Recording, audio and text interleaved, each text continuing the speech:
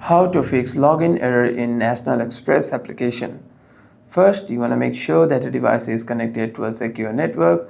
Swipe down on a control center and make sure your Wi-Fi or cellular data is turned on and is connected to a secure network. By doing so, you shouldn't be facing any internet issues while logging in. However, if you are facing any other kinds of problem, simply go to your settings, tap on General, and click on iPhone Storage. Here you want to scroll down and navigate yourself to the National Express application. Here's our National Express application, also called Coach. Simply tap on it and click on Offload App.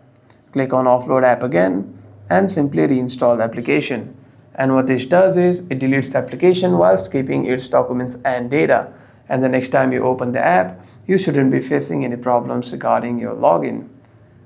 However, if some problem comes up again, you can simply restart your device once and open the app again to solve it. Hope this video was helpful, and if you have any further questions, make sure to leave a comment down below.